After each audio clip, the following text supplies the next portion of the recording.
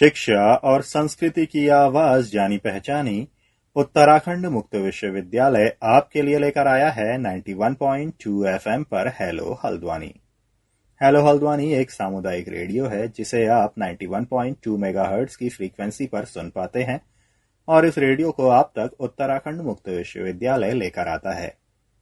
इस रेडियो पर हम एक तरफ समुदाय और समाज की जानकारी और जागरूकता से जुड़े हुए कार्यक्रम लेकर आते रहते हैं, तो वहीं विश्वविद्यालय से जुड़े हुए विद्यार्थियों के हित में भी हम कई तरह के कार्यक्रम लेकर आते रहते हैं।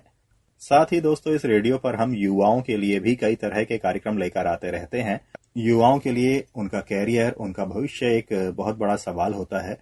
तो ऐसी एक सीरीज हम लेकर के आ रहे हैं कि जो विज्ञान वर्ग से जुड़े हुए विद्यार्थी हैं वो क्या कुछ अपने भविष्य में कर सकते हैं। तो फिलहाल आज इस कार्यक्रम में हम जानकारी लेकर आ रहे हैं DRDO यानी कि रक्षा अनुसंधान एवं विकास संगठन में कैसे युवा अपना भविष्य बना सकते हैं, और ये जानकारी आप तक लेकर आ रहे हैं उत्तराखंड मुक्त विश्वविद्यालय के भौतिक विज्ञान विभाग से डॉक्टर मीनाक्षी राणा और गणित विभाग से डॉक्टर शिवांगी उपाध्याय। तो पेश है आपके लिए ये कार्यक्रम। हेलो हल्द्वानी के सभी श्रोताओं को मेरा नमस्कार।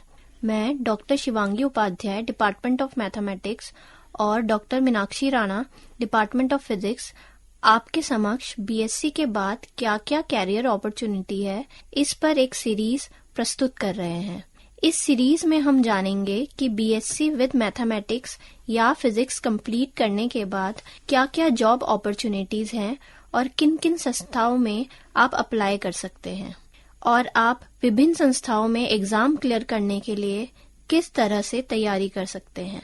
तो चलिए इस सीरीज की शुरुआत करते हैं और जानते हैं डॉक्टर मीनाक्षी राणा से डीआरडीओ के बारे में। Thank you doctor Shivangi. Hello Haldwani के सभी श्रोताओं को मैं डॉक्टर मीनाक्षी राणा की तरफ से नमस्कार। मैं भौतिक विज्ञान विभाग में कार्यरत हूँ और इस सीरीज को सुन रहे सभी श्रोताओं का स्वागत है। तो चलिए सबसे पहले जानते हैं कि डीआरडीओ है क्या। डीआरडीओ की फुल फॉर्म है defence research and development organisation, और यह इंडिया की एक मिलिट्री रिसर्च एंड डेवलपमेंट कार्यों के लिए देश की एक बहुत ही प्रेस्टिजियस ऑर्गेनाइजेशन है। यह ऑर्गेनाइजेशन मिनिस्ट्री ऑफ डिफेंस की एक रिसर्च विंग है और इसका एस्टेब्लिशमेंट 1958 में हुआ था। आज डीआरडीओ की लगभग 50 से अधिक रिसर्च लैबोरेटरीज हैं जो कि इलेक्ट्रॉनिक्स, रक्षा उपकरण आदि के फील्ड में रिसर्च में कार्यरत हैं। इसका जो हेडक्वार्टर है वो न्यू दिल्ली में है और प्रेजेंटली डीआरडीओ में लगभग 5000 से अधिक साइंटिस्ट और लगभग 25,000 से अधिक टेक्निकल असिस्टेंट कार्यरत हैं। डीआरडीओ की लगभग 11 से अधिक मुख्य संस्थाएं अलग अलग स्टेट्स में स्थित हैं। जैसे कि अगर मैं बात करूं, एडवांस सिस्टम लेबोरेटरी हैदराबाद में है, एरोनॉटिकल डेवलपमेंट एस्टेब्लिशमेंट बेंगलुरु में है, defence food research laboratory Mysore में है। ऐसी ही कई डीआरडीओ की कई संस्थाएं अलग अलग स्टेट्स में स्थित हैं। यह तो एक बेसिक इन्फॉर्मेशन हुई है डीआरडीओ की। अब हम जानते हैं कि डीआरडीओ में एक साइंस ग्रेजुएट किस तरीके से रिक्रूट हो सकता है। विभिन्न बीएससी और डिप्लोमा डिग्री वाले कैंडिडेट डीआरडीओ के सैप्टेम भर्ती के लिए आवेदन कर सकते हैं। सैप्टेम का फुल फॉर्म है centre for personal talent management. DRDO directly candidate का रिक्रूटमेंट नहीं करता है, तो डीआरडीओ ने एक एजेंसी बनाई है जो डीआरडीओ के अंडर ही काम करती है और डीआरडीओ में विभिन्न टाइप्स के जो आपके रिक्रूटमेंट है उनको करती है। जैसे कि हम जानते हैं कि जैसे बैंक में अगर आप रिक्रूट होना चाहें तो आप आईबीएस, आईबीपीएस का एग्जाम देते हैं और वही आपकी जो एजेंसी है वही बैंक के लिए रिक्रूटमेंट करती है। सिमिलरली डीआरडीओ के रिक्रूटमेंट के लिए सैप्टेम एजेंसी है जो डीआरडीओ के अंदर रिक्रूटमेंट करती है। अब हम जानते हैं कि सैप्टेम के अंदर क्या क्या डिफरेंट वैरायटीज के आपके फॉर्म्स हैं जो आपके आते हैं। सबसे पहले हम बात करते हैं सीनियर टेक्निकल असिस्टेंट बी, और जो सीनियर टेक्निकल असिस्टेंट बी है इसको शॉर्ट फॉर्म में हम एसटीए बी के नाम से जानते हैं। इस एग्जाम के लिए मिनिमम जो क्वालिफिकेशन वो है बैचलर डिग्री इन साइंस और डिप्लोमा इन इंजीनियरिंग, टेक्नोलॉजी और कंप्यूटर साइंस और अलाइड सब्जेक्ट्स, और जो ये सारे सब्जेक्ट्स हैं वो एआईसीटी से अप्रूव होने चाहिए। एक कैंडिडेट को स्टेप बी में अप्लाई करते समय जो उसकी EQR है, मींस इसेंशियल क्वालिफिकेशन रिक्रूटमेंट, वो कंप्लीट होनी चाहिए। मींस कि अगर कोई स्टूडेंट डिग्री या डिप्लोमा के फाइनल ईयर में रनिंग है तो वो इसके लिए अप्लाई नहीं कर सकता है, वो इसके लिए एलिजिबल नहीं है। और जो कैंडिडेट है वो मेंटली और फिजिकली गुड हेल्थ में होना चाहिए। इसके साथ ही अगर कोई कैंडिडेट गवर्नमेंट ऑर्गेनाइजेशन में वर्किंग है तो उसको एक नो ऑब्जेक्शन सर्टिफिकेट सबमिट करना पड़ता है। अब हम इसके बाद जानते हैं कि जो स्टेप बी है इसमें क्या एज लिमिट है, क्या पे स्केल है, किस तरीके से इसमें हम अप्लाई कर सकते हैं।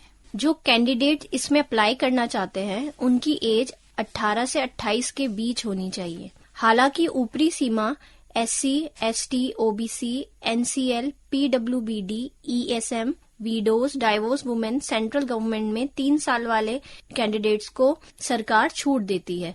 STAB की पे स्केल पे मैट्रिक्स लेवल 6 है, यानी उनकी सैलरी 35,400 से 1,12,400 होती है, जिसमें भारत सरकार के नियमानुसार अन्य लाभ और अलायंसेस भी दिए जाते हैं। DRDO सेप्टेम STAB के फॉर्म अगस्त से सितंबर के बीच में आते हैं, जिसकी नोटिफिकेशन DRDO की वेबसाइट में मिल जाती है। अब हम जानते हैं कि हम इस पे किस तरह अप्लाई कर सकते हैं। तो इसको अप्लाई करने के लिए आपको DRDO की वेबसाइट www.drdo.gov.in में जाना पड़ेगा। वहां आपको एक मैसेज बोर्ड में DRDO रिक्रूटमेंट सेप्टेम नोटिस बोर्ड का नाम का लिंक मिलेगा। जब आप इस लिंक में क्लिक करेंगे तो आपको रजिस्ट्रेशन के लिए लिंक मिलेगा। उस रजिस्ट्रेशन को भरने के लिए आपको अपना नाम, अपनी ईमेल आईडी और मोबाइल नंबर देना पड़ेगा। आप हमेशा ये फॉर्म भरने से पहले ये देख ले कि आपकी ईमेल आईडी और मोबाइल नंबर वर्किंग होना चाहिए, जिससे इस रिक्रूटमेंट से रिलेटेड जो भी नोटिफिकेशन है वो आपको मिलते रहे। जब आप इस रजिस्ट्रेशन फॉर्म को भर देंगे तो आपको आपके ईमेल आईडी पे आईडी और पासवर्ड मिलेगा, जिसको यूज करके आप ऑनलाइन एप्लीकेशन फॉर्म के लिंक को ओपन कर सकते हैं। जब आप इस फॉर्म को पूरी तरह फिल कर लेंगे तो आप इसको सबमिट करेंगे और जब आपका फाइनल सबमिशन हो जाएगा तो आपको ऑनलाइन पेमेंट का ऑप्शन दिया जाएगा। ऑनलाइन पेमेंट के बाद आपका फॉर्म फाइनली और कम्प्लीटली सबमिट हो जाएगा। अब आप जानना चाहेंगे कि इसके एग्जाम सेंटर कहाँ है। तो इसके एग्जाम सेंटर उत्तराखंड में देहरादून में ही है, और अगर आप कहीं और आसपास की जगहों को जानना चाहते हैं कि आप इसके पेपर और कहाँ दे सकते हैं, तो इसके पेपर दिल्ली, चंडीगढ़ में दिया जा सकता है। अब आगे जानते हैं डॉक्टर मीनाक्षी राणा से इसके सिलेक्शन प्रोसेस के बारे में।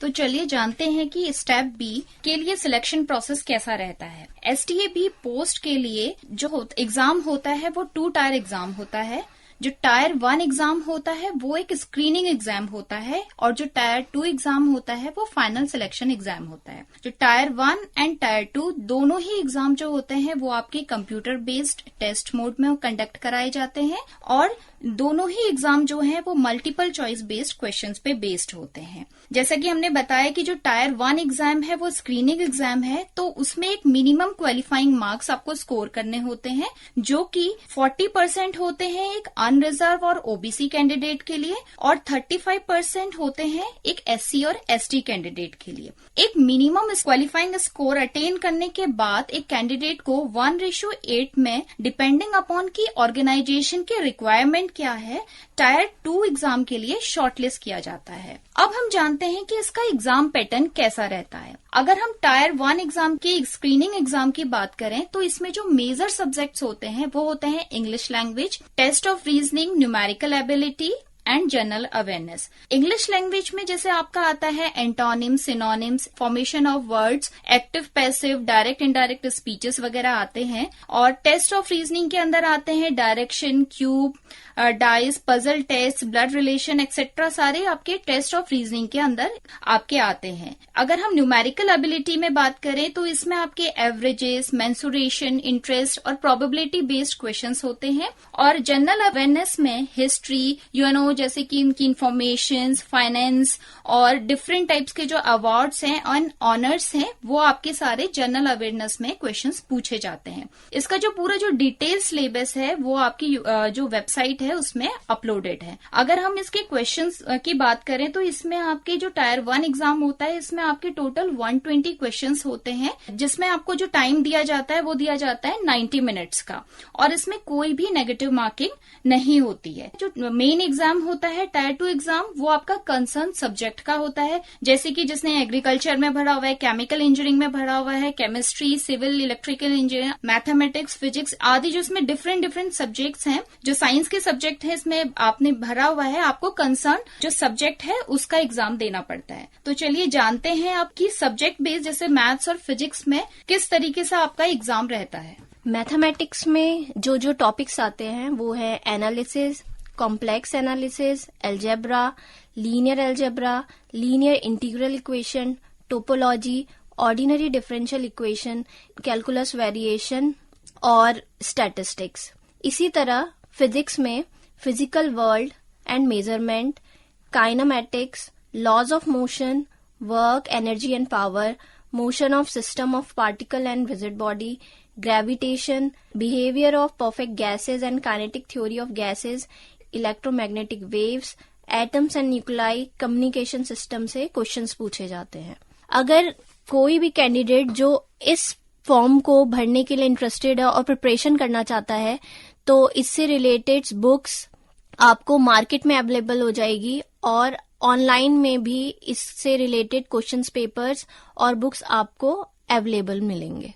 अगर कोई कैंडिडेट डीआरडीओ के STA B में अपॉइंटमेंट पाता है तो उसकी कैसी कैरियर ग्रोथ होती है। अगर हम बात करें कि कैरियर की, तो उसकी कैरियर ग्रोथ काफी अच्छी होती है, क्योंकि इन कैंडिडेट्स का टाइम टू टाइम डिपार्टमेंटल एक इंटरनल एग्जाम्स करवाया जाता है और जो इनका फाइनल प्रमोशन होता है किसी भी कैंडिडेट का, तो वो इंटरनल एग्जाम में किए गए प्रदर्शन के आधार पर किया जाता है। और फाइनली मैं आपको एक चीज और बताना चाहती हूँ कि आफ्टर 12th भी आप एज एन शॉप असिस्टेंट या एडमिनिस्ट्रेटिव असिस्टेंट की पोस्ट पर डीआरडीओ में आप अप्लाई कर सकते हैं। मैं आशा करती हूँ कि आप लोगों के लिए ये जानकारी बहुत ही फायदेमंद होगी और आप भविष्य में इसका डेफिनेटली बेनिफिट ले पाएंगे। Thank you so much.